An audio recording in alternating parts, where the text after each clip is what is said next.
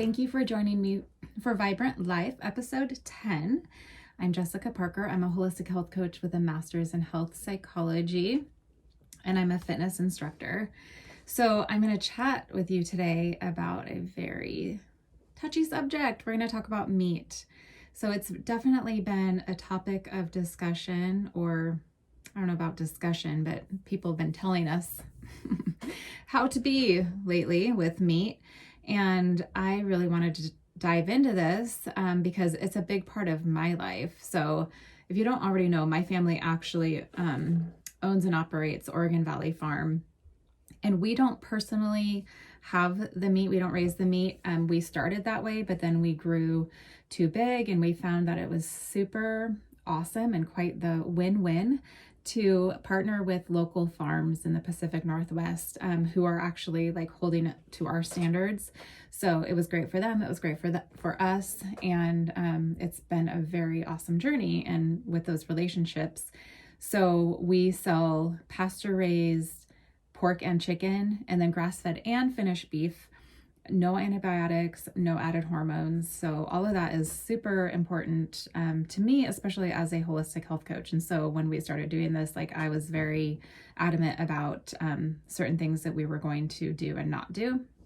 And the sustainability piece is part of it as well as humane treatment of the animals and the slaughter and all of that. So with that being said, I will say that I was vegetarian. I did an earlier podcast on that. So if you want to check that out, please do. So I have feelings about it for sure. And when I was vegetarian, I was in my late teens and 20s, and I definitely saw meat in black and white terms. And I was used to seeing people like do lots of fast food, and I just thought it was bad for you. And you know, I just didn't really do my own research or really know how to do my own research. I just kind of did what was trendy. And then I went to Alaska and it changed everything for me. Again, you have to check out that podcast. But basically when I went up there, I didn't have a choice because when I went up there for my first winter experience during the summer, it was different. But I went up and stayed with a family for a couple of weeks who was homesteading like in the middle of nowhere, and they were way up north, and it was dead of winter, 30 to 60 below when I was up there. And so like I had to eat whatever they had. And anyway, without going into it, because again, you can go listen to that podcast. I love talking about Alaska. I miss it, but it was quite an eye-opener to me. And I ate the meat. It was delicious, and definitely a different taste even than conventionally raised meat. If you have tried both, you might not even like it. I didn't actually, like with ground beef, I didn't like it at first because I was used to grain finished. So, but now I will never, ever go back. But the biggest thing that impacted me was seeing the sustainable lifestyle and how people would hunt and they would feed their family with a caribou or moose, and how thankful they were, and that it wasn't just, oh, let's just go to the store or go to McDonald's. And it just had such a deeper meaning and better feel to me that it actually kind of allowed me to start looking at things a little differently and learning more, like, okay, well, you know, as life progressed and I went for my master's degree and got certified as a holistic health coach, then I started diving into nutrition more and like understanding, and I wasn't just closed off to it because I had chose a certain lifestyle. And I'm not at all trying to pass judgment on anybody. If you're vegan or vegetarian, that's totally, I absolutely respect that. But I also ask for respect in return. And my body does a lot better with meat. It just does on a lot of levels. Energy, I was always low on iron no matter what I did. Yeah, I just feel better and stronger and have more stamina with meat in my diet personally. That's me speaking about myself and my body. So we are all different. But you know, with meat comes like three different main categories. One is the health piece. Number two is the environment piece. And I will maybe there's a fourth. I mean, number 3 is economy, but I guess the fourth would be animal, like treatment. I almost wanted to put that in environment or health, but it's, we'll put it in its own category. But I have to say, I mean, what people really need to be looking at is the difference between sustainable agriculture and industrial agriculture.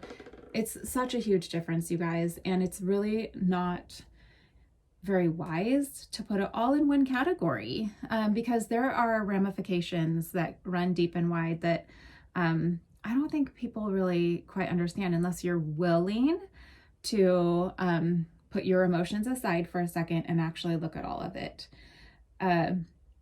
Rob Wolf is a guy that I love to follow. He's kind of paleo keto guy and has an awesome podcast. And on his website, he has a writer, Mike Ritter, who says, want to feed the world? Buy food from sustainable sources. Want to save the planet? Buy food from sustainable sources. Into human rights? Buy food from sustainable sources. Want to become incredibly healthy? Buy food from sustainable sources. And I couldn't agree more. We are putting ourselves in danger if we just want to cut something entirely out without looking at how it will have a trickle down effect. In fact, Diana Rogers has a Sustainable Dish website, and she also has a documentary called Sacred Cow. I would highly recommend her information. And she talks about the fact that if animal products were eliminated, so dairy, meat, all the things, it would eliminate it. It would only reduce greenhouse gases by 2.6%. And yet we would experience nutrient deficiencies, and we just would. And I know, people will argue, well, no, because you can do this and that and the other. But as a holistic health coach, I promise you that would be a very, very, very hard uphill battle to get people to do what they need to do, plus being able to afford it in terms of being healthy. It really would. And I see a huge problem with out of control carbs. I see a lot of inflammation and chronic disease surrounding that. And when people remove that and put some more holistic and even fattier and higher protein things in their diet, I'm not saying it always has to be animal based, but I see a huge, huge, huge improvement in so many ways. Labs, how people feel, their weight, even mental health stuff. Absolutely. But what us humans tend to do is go for the easiest thing. And then it's also, again, affordability. And so people will go toward processed stuff up the yin yang. And pardon me, there's so many problems associated with that. So speaking of that, the Impossible Burger is one example of this, and again, this is lumping it into one category. So I look at sustainable farming versus industrial as McDonald's, versus holistic eating type of thing. And same thing with Impossible Burger is the junk food of the vegetarian world. I'm not even sure if this would be considered vegan or not, but probably. Yes, it would be. No animal, I think so. Anyway, but I really encourage people, if you're wanting to be a vegetarian or vegan, please don't eat this junk. I'm sorry, but look at what you're eating. I had a hard time. I went to their website and I couldn't even find a legit, transparent list of ingredients. It's a lot of pretty pictures and pretty words and kind of tiptoeing around actual ingredients, which is a really, really big red flag to me. This stuff is processed up the yin yang, you guys, and it says 19 grams of protein, no hormones or antibiotics, which, my family sells pasture-raised meat, and we don't do animal hormones or antibiotics added to our meat. Then it says 0 milligrams of cholesterol. Please go back and listen to my podcast on cholesterol. We actually need cholesterol, and we have actually more of a problem in our culture with not enough cholesterol. Testosterone tanks, a lot of depression and anxiety, mental health stuff, behavioral stuff. So I looked up some information from a more objective website talking about what actually is in the web or in the Impossible Burger, since I couldn't find it on their website. And they talk about how it is marketed as healthy and environmentally responsible, which, you know, I read that on their site, but that doesn't make it so. In fact, I think about like factory production versus having a cow in a field, you know, on a sustainable farm, and the difference there on so many different levels, like pollution, chemicals, you know, not to mention the ground, and that when you have cattle and livestock, what they do to like re-enrich the soil, not happening in a manufacturing plant. The key ingredient that gives the Impossible Burger its meaty taste, I'm reading this, and makes it bleed like meat when cut is soy leghemoglobin. I'm not sure I'm saying that correctly. SLH is derived from genetically engineered yeast. So the FDA refused to sign off on the safety of SLH, which has never been in the human food supply before. Anybody having little red flags go off, little alarms? The FDA is also concerned that SLH may be an allergen, which is a huge problem. Again, back to the inflammation. We have such a high level of inflammation that chronic disease and autoimmune conditions are higher than ever. And inflammation impacts, again, like mental health, behavior, all the things. And so it's a little funny to me when people, you know, look at this kind of stuff and it's like, oh, it's not a big deal. But don't bat an eye when it's like, everybody has mental health stuff, everybody is overweight, everybody has autoimmune conditions. It's fine. We'll just ignore that piece of it. The Impossible Burger contains a number of other ingredients that are derived from genetically modified organisms, which is not a good idea. I'm sure you already know that.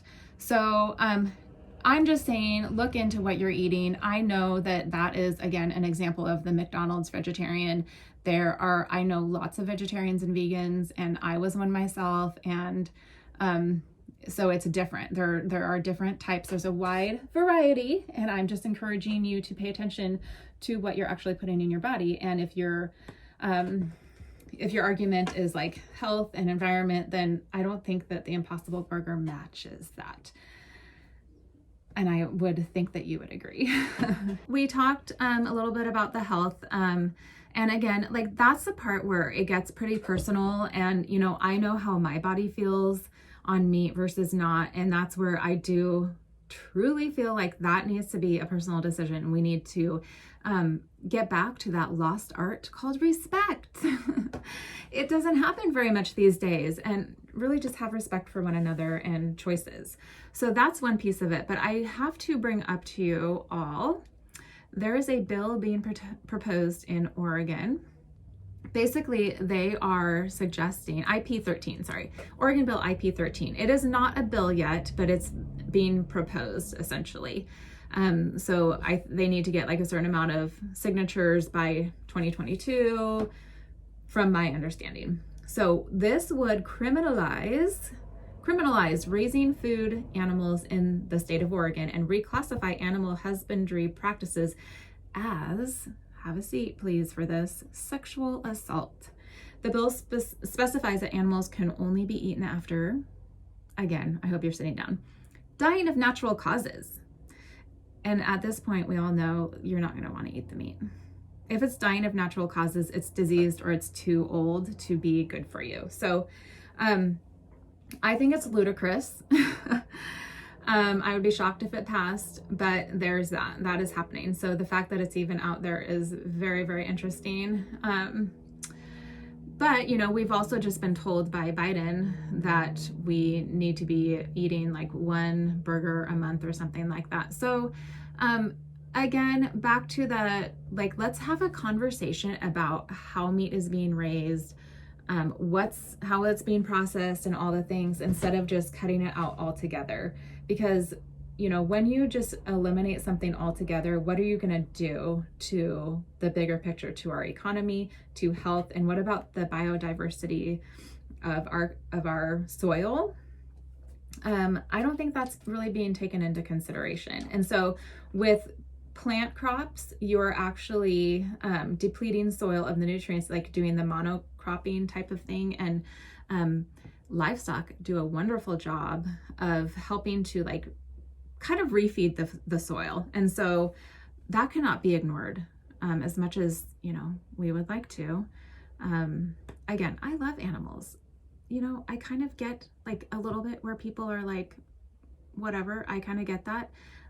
But that's why it's really important to me that our animals are treated so humanely. And even, I know that nobody likes this word, but the slaughter is humane. It's so important to me. And that cannot be ignored. So I have to bring up this thing.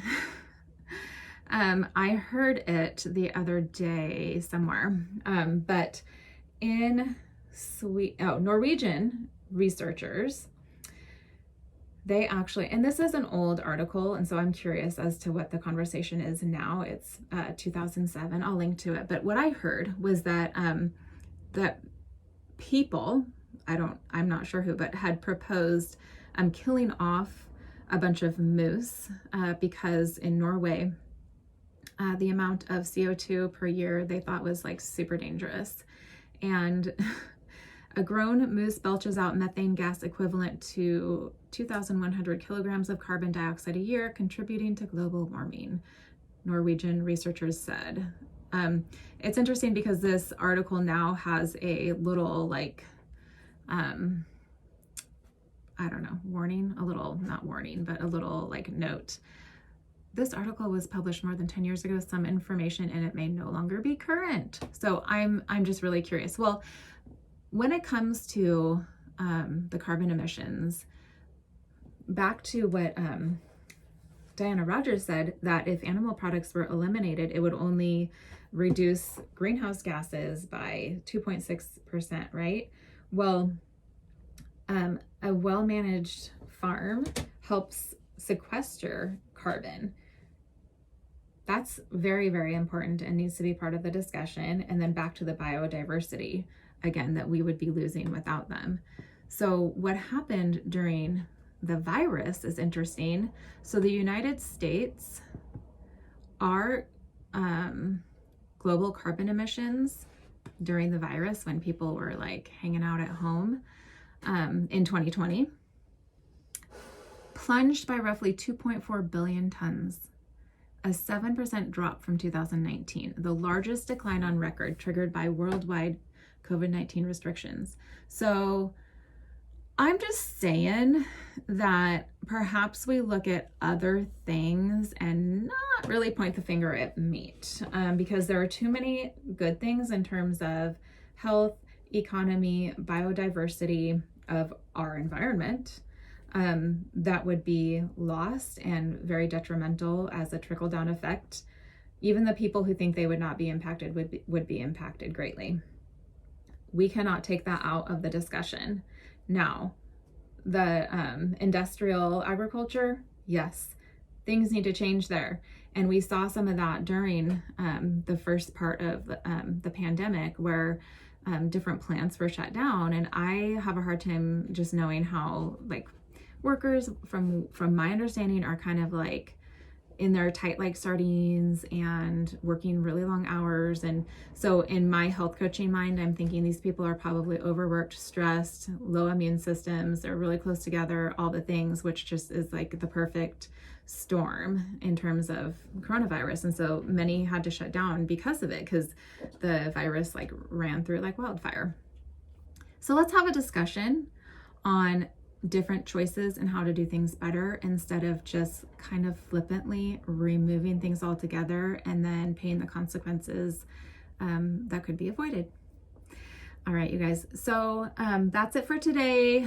My podcast is supported by actually my family owned and operated business, Oregon Valley Farm, where we ship sustainably raised, hormone-free, or no added hormones, I should say, and antibiotic-free pasture-raised pork and chicken, and then grass-fed and finished beef to your door. So if you're interested, check our website, the FAQs, to make sure we ship to your state. We do not ship to all states. oregonvalleyfarm.com. You can find us on Facebook, Oregon Valley Farm, or on Instagram, again, Oregon Valley Farm. And you can find me at healthwithjess.com. Facebook, Health with Jess, and then Instagram is Health with Jessica. So You guys have a fantastic day, and I would love to have a discussion if anybody's wanting to talk a little bit about it, but I'm not interested in people bullying each other and just trying to ram your own like emotions and feelings and opinion on other people. I'd really like to have an open-minded, respectful discussion. All right, have an awesome day.